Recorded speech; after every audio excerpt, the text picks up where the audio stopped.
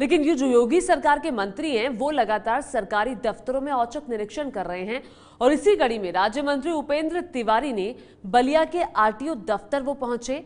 दफ्तर में कमोबेश वही हाल था जो एक सरकारी दफ्तर का होता है, लेकिन मंत्री जी के वहां पहुंचने पर एक आम आदमी ने आगे बढ़कर जो हौसला दिखाया वो काबिले तारीफ था। देखिए। आरटीओ भाई, आरटीओ सब कहाँ है? दूसरा अधिकारी के कहाँ है?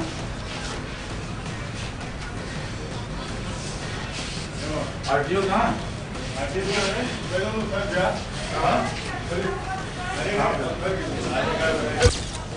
बलिया में आरटीओ दफ्तर में राज्य मंत्री उपेंद्र तिवारी को ना तो आरटीओ अफसर अपनी सीट पर मिले, ना ही उनके सहायक। यहाँ भी कोई नहीं है। नसीम बाबू के लड़की की शादी है। एप्लीकेशन की छुट्टी वगैरह। आरटीओ दफ्तर का औचक निरीक्षण करते समय अचानक मंत्री महोदय की नजर एक बैग पर पड़ी। खोला तो देखा कि एक फॉर्म का बंडल रखा है, मतलब ऑफिस में दलालों की पौबारा। इतनी थोक मात्रा में एक साथ फॉर्म देने की इजाजत किसने दी है यहाँ? और ये दलाली नहीं है तो फिर है क्या? ये दलाली नहीं है तो क्या है? दफ्तर की गंदगी देखकर मंत्री महोदय का पारा और भड़क उठा। देखिए बेसिन आइए, अंदर आइए, अंदर आइए, आइए। देखिए ये आपका बेसिन, पानी भी नहीं दे रहा। हाँ ये बेसिन है, देख लीजिए।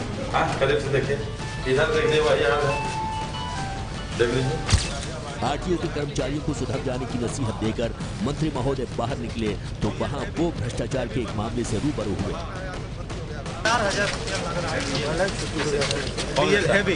हैवी बनवाने के लिए इनको बनाना है। आर्मी में भर्ती हो गया। अब नहीं, आर्मी में कौन मांगता है पैसा? कौन मांगता है? मोहन सिंह जी।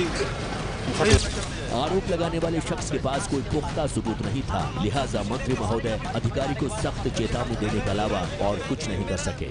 19 तारीख को आप इस संस्था के यहाँ पे हेड है, तो आपके अधीनस्थ कोई भी बैठा हुआ व्यक्ति अगर होगा, कोई भी बैठा हुआ व्यक्ति होगा, अगर वो करेगा तो सीधे ब्लेम आपके ऊपर आएगा। तो इसलिए जो भी इस तरीके के लोग हैं, मुस्तैदी के साथ आप हिदायत दे डालिए कि अगर शिकायत मिले तो फिर खैर नहीं। तो एक्शन में है योगी के मंत्री। योगी सरकार के राज्य मंत्री अनिल राजभर ने वाराणसी में बन रहे एक फ्लाईओवर का मौके पर जाकर मुआयना किया। प्रोजेक्ट में हो रही देरी से नाराज योगी सरकार ने मंत्री ने अधिकारियों को फटकार लगाई और उन्हें वक्त से काम पूरा करने के लिए भी कहा। योगी सरकार के राज्य मंत्री अनिल राजभर वाराणसी कैंट के सामने बन रहे जिस फ्लाईओवर का मुआयना करने पहुंचे, वो फ्लाईओवर 1.5 साल से बन रहा है, लेकिन वहां अब तक एक पिलर भी नहीं लगा है।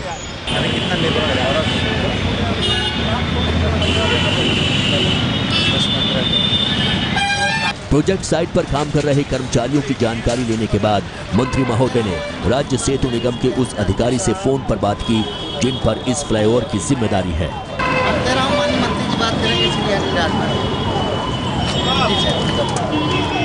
साहब,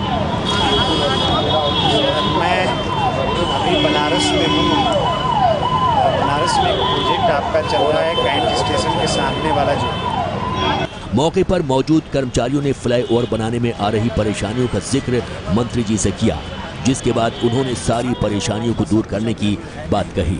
यहाँ का जब हमारे पास सब कुछ अवेलेबल है, कहीं कोई टेक्निकल फॉल्ट नहीं है, ना ही कोई कमी है, तो इसको युद्ध स्तर पर ले जाने में कहाँ दिक्कत है? अब हम सर युद्ध स्तर पे लगे हुए हैं। इसके पहले इक्विपमेंट था, इस साइड में भी एडीएम साहब ने आया, तोड़वा के हटवा दिया। अब हमें सर्विस रोड मिल गई है। हम लोगों ने तय किया है कि आपको 4-5 घंटा एकदम फ्री किया जाए। जी सर, रात में हम 4-5 घंटा आप लोगों को दिलाने जा रहे हैं। एकदम जीरो ट्रैफिक रहेगा, आपको काम करने का पूरा अवसर है। इसको युद्ध स्तर पर करिए, ये मतलब इसमें लापरवाही हो ही नहीं सकती। नहीं सर। बाद में मीडिया से बात करते हुए अनिल राजभर ने साफ कर दिया कि योगी सरकार न तो किसी प्रोजेक्ट की क्वालिटी से समझौता करेगी, ना ही टाइम से। लेकिन ना ही कहीं कोई मटेरियल में कमी आनी चाहिए, ना ही कहीं कोई मैन पावर में कमी आनी चाहिए। और इस काम को युद्ध स्तर पर आपको लेना पड़ेगा और समय रहते हुए इस काम को खत्म करना पड़ेगा। तो देखिए, योगी राज में मंत्री तो एक्शन में है ही, साथ ही पुलिस भी फुल एक्शन में है। कल मेरठ में अजीब नजारा दिखा, लोग भाग रहे थे, पुलिस वाले उन्हें दौड़ाकर पकड़ रहे थे। दरअसल पुलिस ने वहां आरटीओ ऑफिस में छापा मारा था। पुलिस के छापे की खबर मिलते ही मौके पर मौजूद दलाल भागने लगे, लेकिन पुलिस ने उन्हें धर दबोचा।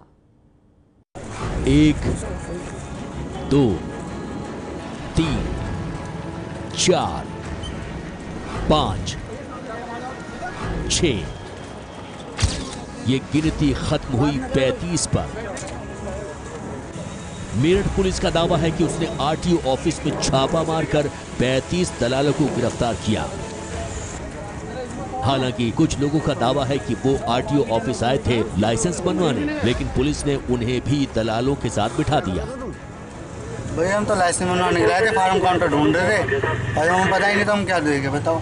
दलाली नहीं करता है कुछ भी नहीं, हमारे पास कोई कागज नहीं है। कोई कागज मिला हो जब तो बात है, कोई कागज नहीं, हमें पकड़ लिया। क्या हम लाइसेंस बनवाने भी नहीं आ सकते यहाँ पे? दूसरी तरफ मेरठ पुलिस का दावा है कि आरटीओ ऑफिस में दलाली की समस्या केवल ऑफिस के बाहर नहीं है, ऑफिस के अंदर भी है। पुलिस के मुताबिक आरटीओ ऑफिस के कुछ कर्मचारियों की मिलीभगत से ही ये दलाल अपना काम करते हैं। और अंदर के अधिकारियों से बात की गई है और उनको ये कहा गया है कि वो भी इस सिस्टम को डिस्करेज करें। उनके यहाँ से भी एक लिस्ट प्राप्त हुई हमें ऐसे लोगों की जो बार बार यहाँ ऑपरेट करते हैं।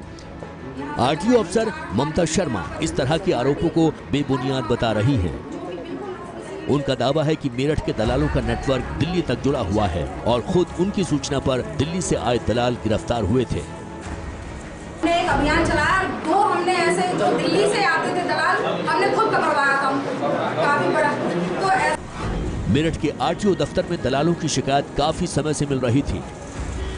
उम्मीद की जानी चाहिए पुलिस की इस कार्रवाई के बाद अब आम आदमी का हक ऐसे दलाल नहीं मार पाएंगे। ये है एबीपी न्यूज़, आपको रखे आगे।